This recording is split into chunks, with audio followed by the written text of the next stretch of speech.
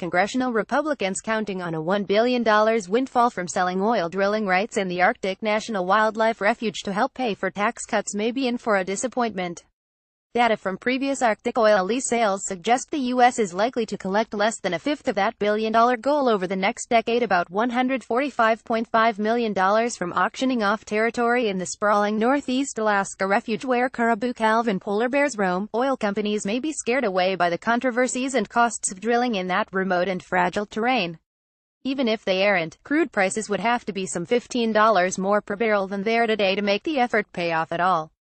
The potential revenues from drilling on Alaska's north coast are in the spotlight because a Senate-passed budget resolution instructs the Energy and Natural Resources Committee to come up with $1 billion in deficit reductions over the next decade to help offset the costs of a $1.5 trillion tax cut package. The panel is scheduled to hold a hearing on drilling in NWR on Thursday. It's pure fantasy that the Arctic refuge is going to generate anywhere close to the kind of revenues that are being spouted about right now, said Adam Colton, executive director of the Alaska Wilderness League, which opposes NWR drilling. This is a dry hole in the budget.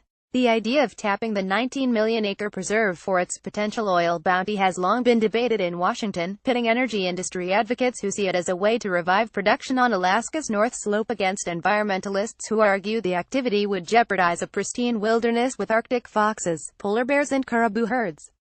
Read more. Republican tactic aims to open Eastern Gulf, Arctic to oil rigs for decades. Industry allies argued NWR drilling was necessary to boost energy security and to create jobs.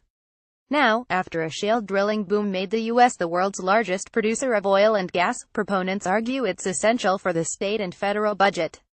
Republicans are using congressional budget rules to advance both Arctic drilling and a planned tax overhaul.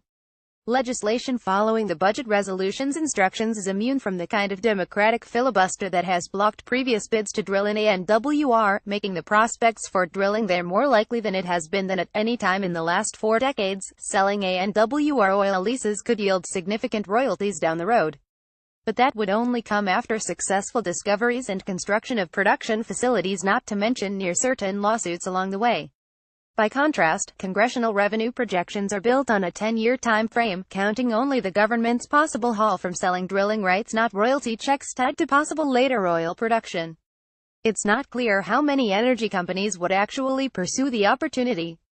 A 2005 U.S. Geological Survey review based on decades-old data said the refuge might hold between 4.3 billion and 11.8 billion barrels of undiscovered but technically recoverable crude. That would rival the size of the mammoth Prudhoe Bay field that sparked the Alaskan oil rush 4 decades ago, but the government analysis did not project the commercial viability of NWR development. Oil prices would have to be about $70 per barrel to justify production there, analysts say.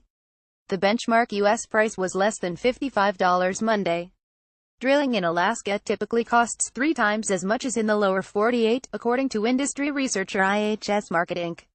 The coastal plain of the Arctic refuge does not have promising oil-bearing rock formations, says Christopher Lewis, a retired petroleum geologist who worked for BP plc on the Prudhoe Bay field and was a member of the American Petroleum Institute's Exploration Committee. There is not great interest in developing the Arctic National Wildlife Refuge. There are safer bets. Oil companies eager to maintain North Slope production and find new resources to fill the Trans-Alaska Pipeline system are more likely to turn to the National Petroleum Reserve, a 23.5 million area in northwest Alaska explicitly set aside for energy development.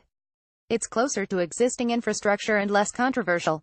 ConocoPhillips already has operations in the Petroleum Reserve but says that if NWR were open for leasing, we would consider it against other opportunities in our portfolio. That being said, we see tremendous potential in the National Petroleum Reserve Alaska and remain focused on our projects and exploration plans there, spokeswoman Natalie Lohman said. Read more. Warming Arctic offers untapped treasures at a cost. Quick take. To tackle NWR, oil companies would have to navigate costly logistics, lengthy permitting and opposition from environmental groups, the research firm Wood Mackenzie said in a report last year.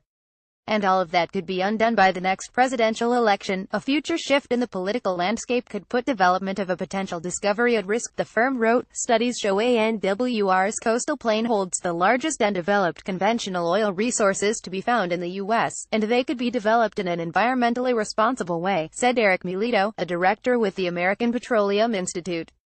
But the cost and complexity of operating in the Arctic magnify concerns about regulatory uncertainty that discourage investment of the large amounts of capital required for projects in the Arctic, he said. Matt Lee Ashley, a senior fellow with the Center for American Progress, said companies that do step up to the auction block probably would discount their bids because of the policy and legal uncertainty and the bad publicity. Read more. Arctic oil reserves remain locked away as Shell drills dry well. If you're a CEO, that's the X factor. How much do we put in a pot of litigation, said David Murphy, an assistant professor of environmental studies at St. Lawrence University who has analyzed North Slope lease sales. Aside from those risks, the average bid for North Slope leases, both offshore and onshore, since 2000 is $194 an acre, according to an analysis Murphy prepared for the Alaska Wilderness League. Bids on ANWR's coastal plain would need to be more than 6 times that $1,333 an acre, with every single acre drawing a bid in order to raise $2 billion. The U.S. and state of Alaska would likely split the proceeds, so that would make the net for the U.S. Treasury $1 billion. You're counting in assumption after assumption after assumption, Murphy said. At a certain point, you're just making stuff up about what the future might hold.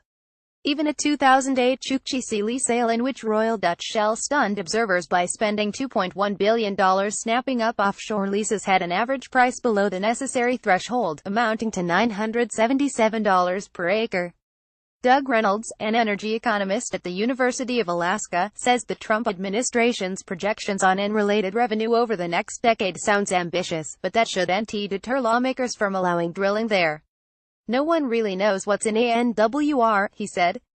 Why not open ANWR as an oil security backstop? It can help national security and possibly save American lives.